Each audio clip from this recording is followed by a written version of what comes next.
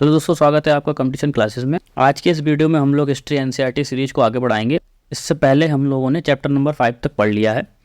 अगर आपने नहीं देखा है तो मैंने प्लेलिस्ट बना रखी है अलग से, आप जाके एक बार चेक कर लेना, जिससे आपको आगे कनेक्ट करने में आसानी होगी। और अगर आपको इसकी PDF चाहिए तो इस लेक्चर की PDF आपको मेरे टेलीग्राम चैनल पर मिल जाएगी, जिसका मैंने डिस्क्रिप्शन में लिंक दिया हुआ है। आप जाके चेक करके वहाँ से डाउनलोड कर सकते हैं। तो इस चैप्टर में हम लोग मुख्य रूप से गौतम बुद्ध और महावीर जैन के बारे में समझेंगे कि किस तरीके से उन्होंने अपने अपने धर्मों का प्रचार किया और उनका बैकग्राउंड क्या था। तो इससे पिछले वाले वीडियो में यानी कि चैप्टर नंबर 5 में वर्ण व्यवस्था के बारे में समझा था कि किस तरीके से ये वर्ण व्यवस्था समाज में आई और इसके क्या क्या रूप रहे। तो वर्ण व्यवस्था को अगर हम समझें तो ये 4 वर्णों में विभाजित थी, यानी कि ब्राह्मण, क्षत्रिय, वैश्य, शूद्र। ये एक प्रकार से सोसाइटी के डिवीजन का एक तरीका था जो कि 4 वर्गों में विभाजित था। अब ये जो 4 वर्ग थे ये अपने अपना अलग अलग कार्य करते थे, यानी कि ब्राह्मण्स का जो कार्य होता था वो बेसिकली शिक्षा देना और कर्मकांड करवाना। वहीं अगर क्षत्रियों की हम बात करें तो क्षत्रिय बेसिकली कुलीन वर्गों के होते थे, यानी कि राजा महाराजा जो बेसिकली युद्ध किया करते थे। उसके बाद वैश्य आते थे। वैश्य मुख्य रूप से व्यापारी हुआ करते थे, जो व्यापार करते थे वो वैश्य कहला रहे थे। लेकिन जो चौथा जो लास्ट जो वर्ग था वो शूद्र कहलाता था, यानी कि जो व्यक्ति इन तीनों समुदाय में नहीं आते थे वो शूद्र कहलाते थे। तो यही जो शूद्र हैं बाद में आगे जाके अस्पृश्यता का जो है शिकार होते हैं और इनमें काफ़ी ज़्यादा डिवीजन हो जाता है सोसाइटी के रूप में। लेकिन हम ये देख रहे हैं कि वर्ण व्यवस्था जो है वो धीरे धीरे चेंज होती गई। यानी कि अगर हम ऋग्वैदिक पीरियड की बात करते हैं तो ऋग्वैदिक पीरियड में जो है ये इतनी रिजिड नहीं थी, लेकिन जब हम काल में देखें तो ये थोड़ी रिजिड होती गई। तो ऐसा क्यों था? तो ऋग्वैदिक पीरियड में जो है ये जो वर्ण व्यवस्था थी वो कर्म प्रधान थी, ना कि एक जाति के रूप में निकल के आ रही थी। अब कर्म प्रधान का क्या मतलब हुआ? तो कर्म प्रधान का मतलब ये होता है कि यदि कोई व्यक्ति शिक्षा दे रहा है तो वह ब्राह्मण हो जाता था, अगर कोई युद्ध के गतिविधि में लिप्त है तो वह क्षत्रिय कहलाता था। उसी तरीके से जो व्यापारी होते थे वो वैश्य कहलाते थे। लेकिन क्या हुआ, जब लेटर वैदिक पीरियड आता है तो इसमें थोड़ी कठोरता आती है, यानी कि रिजिडिटी आती है।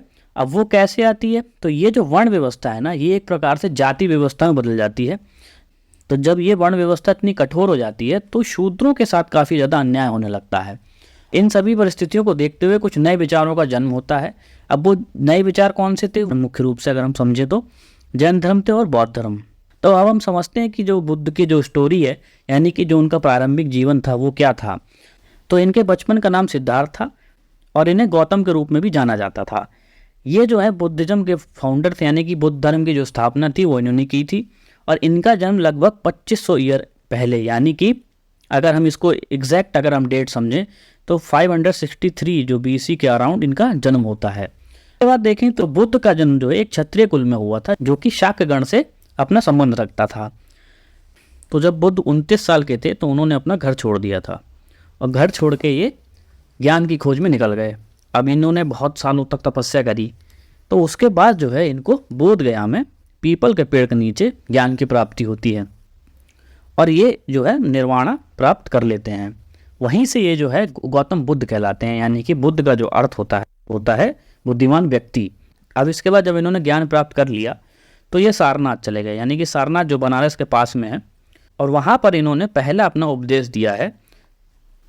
इसके बाद जो है ये पूरी लाइफ जो गौतम बुद्ध हैं अपनी पूरी लाइफ इन्होंने ट्रैवल किया। ये कहीं रुके नहीं, ये अपना एक प्लेस से दूसरे प्लेस चलते गए, अपने बुद्ध धर्म का प्रचार करते रहे और लोगों को शिक्षित करते रहे। और अंततः जो है इनकी मृत्यु जो है वो कुशीनारा में हो जाती है। इनका मुख्य रूप से मानना था कि ये जो जीवन है ना वो कई सारे समस्याओं से घिरा हुआ है। और इस परेशानी का कारण क्या है? तो इस परेशानी का कारण भी वो बताते हैं। तो परेशानी का कारण जो होता है हमारी इच्छाएं, जो हमारी डिजायर्स होते हैं, वो जो है हमारी परेशानियों के कारण बनते हैं। तो इसको जो बुद्ध ने जो है वो तृष्णा कहा है, यानी कि थर्स्ट कहा है। इसको एक प्रकार से तन्हा भी बोला जाता है। यहाँ पे बुद्ध ने ना केवल कारण बताए हैं बल्कि इससे छुटकारा पाने का भी एक साधन बताया है, जो कि एक अपने आत्म संयम से, अगर हम अपने ऊपर कंट्रोल रखेंगे तो हमें इस चीज़ से मुक्ति मिल सकती है। फिर आगे समझें तो आगे इन्होंने जो है ये भी बताया है कि लोगों के साथ जो है काइंड रहना चाहिए, यानी कि जो व्यवहार है हमारा दूसरों के प्रति वो एक मानवतापूर्ण व्यवहार होना चाहिए और हमें दूसरों का सम्मान करना चाहिए। इसमें जो है ना केवल मनुष्य आते हैं बल्कि इसमें एनिमल्स को भी उन्होंने जोड़ा है। और ये जो है कर्मा पे बहुत बिलीव करते थे, यानी कर्मा जो है वो हमारे जो कर्म होते हैं, जो हम कर्म कर रहे हैं उसके हिसाब से जो फल मिलता है उसको कर्मा बोला जा रहा है। अगर हम अच्छा कर्म कर रहे हैं या अगर हम बुरा कर्म कर रहे हैं, दोनों ही हमें इसी लाइफ में और अगले जन्म में जो हमारा होने वाला है वो हमें उस जन्म में प्रभावित करेगा। यहाँ पे एक और इम्पॉर्टेंट बात ये हो गई कि उन्होंने अब जो अपनी शिक्षाएं दी हैं बुद्ध ने, वो प्राकृत भाषा में दी है, यानी कि प्राकृत भाषा उस समय आम जनता की भाषा कही जाती थी, जिससे कि उनका धर्म का जो प्रचार है वो काफ़ी ज़्यादा बड़े स्तर पर होने लगा था। और इसका जो मुख्य कारण था वो यही था कि उन्होंने प्राकृत लैंग्वेज को अपना मीडियम बनाया अपने संदेशों को देने का। फिर आगे समझें तो आगे इस चैप्टर में जैनिज़्म के बारे में बात करी गई, यानी कि जैन धर्म के बारे में बताया गया है। तो इसमें मुख्य रूप से महावीर आते हैं, जिनको वर्धमान भी कहा जाता है। तो ये जो है जैन धर्म के 24वें तीर्थंकर थे। इससे पहले 23 तीर्थंकर हो गए थे, ये 24वें नंबर के थे। और इनका भी जन्म जो है ये 2500 ईयर्स एगो, यानी कि अगर हम इनका एग्जैक्ट ईयर देखें तो 599 BC के आसपास इनका जन्म होता है। फिर अगर हम देखें तो ये जो है ये भी एक क्षत्रिय राजकुमार थे, यानी कि ये भी क्षत्रिय परिवार में पैदा हुए थे। और इनका जो जन्म हुआ था वो लिच्छवी जो कुल था उसमें होता है, जो कि बज्जी संघ का पार्ट था। यानी कि हमने जो 16 महाजनपद पढ़े हैं उसमें जो बज्जी संघ था उसमें एक लिच्छवी कुल हुआ करता था, जिसमें ये जन्मे थे। फिर इसके बाद अगर हम देखें, इन्होंने 30 साल की उम्र में गृह त्याग दिया था, यानी कि ये भी ज्ञान की खोज में अपने घर से चले गए थे। और ये जो है जंगल में इन्होंने निवास किया। इन्होंने 12 वर्षों तक तपस्या करी। उसके बाद जो है इनको ज्ञान की प्राप्ति होती है। तो ज्ञान की प्राप्ति होने के बाद जो है ये हम लोगों को शिक्षित भी करते हैं। तो इनका मुख्य रूप से मानना जो था वो ये था कि पुरुष और स्त्री दोनों अगर वो सच्चाई यानी कि एक परम ज्ञान को प्राप्त करना चाह रहे हैं तो उनको अपना घर त्यागना पड़ेगा, यानी कि घर त्याग के ही आप एक सच्चे मार्ग की तरफ बढ़ सकते हैं। और जो महावीर थे ना वो अहिंसा के बहुत बड़े समर्थक थे। तो उन्होंने अपने जो रूल में अहिंसा को बहुत ही कठोरता से फॉलो करने को बताया कि किसी भी तरीके की कोई हिंसा नहीं की जा सकती। और इनके भी जो समर्थक थे वो एक आम जनता बनी। तो इसका भी जो मुख्य कारण ये रहा कि इन्होंने भी जो है प्राकृत भाषा को अपना माध्यम बनाया। और यहाँ पे एक मेन चीज़ निकल के आ रही है जो इस चैप्टर में बताया गया है कि जैनिज्म को जो है मुख्य रूप से ट्रेडर्स ने सपोर्ट किया। इसका देखो सीधा सीधा एक कॉन्सेप्ट निकल के आ रहा है कि ये जो टाइम पीरियड था ये बेसिकली सेकेंड अर्बनाइजेशन का टाइम पीरियड था। यानी जो सेकेंड अर्बनाइजेशन होता है उसमें अब आयरन का यूज़ हमें करना आ गया था, यानी कि अब हम आयरन का यूज़ अच्छे तरीके से कर पा रहे थे। तो आयरन का जो मुख्य रूप से जो यूज़ हुआ है वो एग्रीकल्चर में हुआ है। तो पहले जब हम हड़प्पा टाइम की बात करते हैं तो हड़प्पा में लोहे का ज्ञान नहीं था। तो अब जो है लोहे के हल का इस्तेमाल होता है, जिससे कि जो फसलों की जो उगाई होती है वो अच्छे तरीके से होती है और प्रोडक्शन अब बढ़ रहा है। प्रोडक्शन बढ़ने से क्या हुआ कि कॉइन्स भी अब निकल के सामने आ रहे हैं। कॉइन्स जब सामने आएंगे तो एक तरीके से जो ट्रेडिंग एक्टिविटीज़ होती हैं वो बढ़ती हैं। ट्रेडिंग एक्टिविटीज़ बढ़ी जिससे कि जो ट्रेडर्स थे उनकी जो सामाजिक प्रतिष्ठा में बढ़ोतरी होती है। अब वो भी जो है वो ब्राह्मण यानी कि जो सबसे ऊंचे तबके के जो वर्ग थे उनके समान अपने आप को बताने लगे। तो यहाँ पे क्या हो रहा है कि हमने यह पहले ही चर्चा करी है कि ब्राह्मण जो है अब ज़्यादा बढ़ रहे हैं। तो जो निम्न तबके के लोग थे उनको एक ऐसे विचारों की जरूरत थी जो इनको एक तरीके से जोड़ पाए। तो इसीलिए जो है ट्रेडर्स ने जो है मेन रूप से जैनिज्म का सपोर्ट किया है। लेकिन यहाँ पे दूसरी तरफ हम देखें तो किसानों को जो है इस धर्म को सपोर्ट करने में काफ़ी ज़्यादा परेशानी हो रही थी। क्यों? इसका मुख्य रूप से कारण ये था कि जो अहिंसा का जो कॉन्सेप्ट दिया गया है जैन धर्म में वो काफ़ी ज़्यादा कठोर था। वो ये मानते थे कि किसी भी तरीके की जीव की हत्या वर्जित है। इससे क्या हो रहा था कि खेती करते टाइम भी कई जानवर मर जाते थे। तो इसलिए जो है फार्मर्स को जो है इनके विचारों को फॉलो करना काफ़ी ज़्यादा मुश्किल पड़ रहा था। फिर अगर हम आगे बात करें तो 100 सालों के भीतर ही जो है ये जो धर्म है कई पार्ट्स में अपना प्रचार कर चुका था, जो कि नॉर्थ में कर चुका था, गुजरात में भी इसका प्रचार हो रहा था और तमिलनाडु कर्नाटक तक इसका प्रचार हो चुका था। तो इससे हमें समझ में आ रहा है कि ये जो है बहुत ज़्यादा महत्वपूर्ण धर्म बन के निकल के आ रहा था उस समय पे। फिर आगे समझिए तो इस चैप्टर में उपनिषद के बारे में बताया है। तो अब उपनिषद क्या होते हैं? तो उपनिषद का मेन रूप से अर्थ होता है कि नज़दीक बैठ के सुनना, यानी कि पास बैठ के सुनना। अब ये जो है बेसिकली टीचर और स्टूडेंट के बीच के डायलॉग्स के रूप में प्रचलित है कि इसमें टीचर और स्टूडेंट आपस में संवाद कर रहे हैं। और इसमें जो है जो आइडियाज़ और होते थे वो एक सिंपल लैंग्वेज में होते थे, सिंपल डायलॉग इसमें किए जाते थे।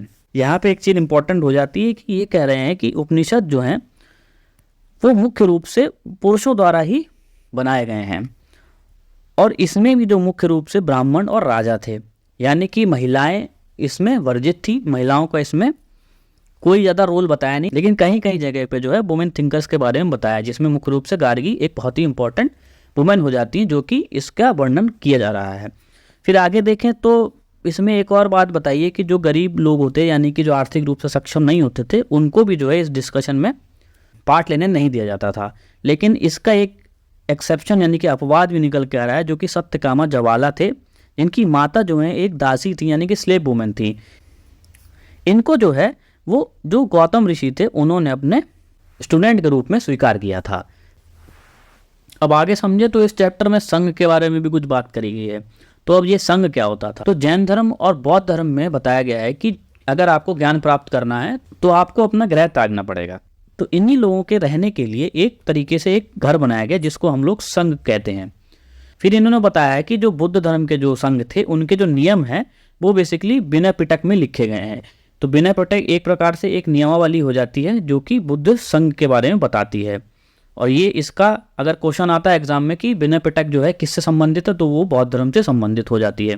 फिर आगे ये कह रहे हैं कि यहाँ पे जो है अलग अलग ब्रांचेस होती थी महिलाएं और पुरुष की। और इसमें ये बताया कि जो भी अगर महिला या पुरुष संघ को ज्वाइन करती थी, उनको एक साधारण जीवन जीना होता था, यानी कि कोई भोग विलास की चीज़ें नहीं करनी होती थी, एक सिंपल लाइफ जीनी होती थी। तो ये लोग जो हैं वो शहरों में और गाँव में खाने के लिए मांग करते थे, यानी कि एक प्रकार से भिक्षा मांगते थे। तो इनके लिए जो है भिक्खु शब्द का प्रयोग किया गया है, जो कि प्राकृत भाषा में एक साधु के रूप में माना जाता था। और वहीं जो है महिलाएं जो हैं वो भिक्खुनीस कहलाती थी। तो ये दो जो इंपॉर्टेंट टर्मिनोलॉजीज हैं वो याद रखना, क्योंकि एग्जाम्स में आजकल टर्मिनोलॉजीज भी पूछी जा रही है कि इसका संबंध किससे है। फिर आगे समझे तो मोनेस्ट्री के बारे में बात चल रही है। तो मोनेस्ट्री क्या होती है? तो इन धर्म के प्रचार में एक स्थान से दूसरे स्थान पर जो भ्रमण करते थे, तो वो पूरे साल नहीं करते थे। ऐसा होता था कि जब बारिश के समय आता था तो वो एक जगह विश्राम करते थे। उनके लिए जो है इस तरीके के जो है शेल्टर्स बनाए जाते थे, जो एक प्रकार से ये शेल्टर्स होते थे, जो कि मोनेस्ट्री, यानी कि जिसको हम हिंदी में अगर समझें तो बिहार कहा जाता है।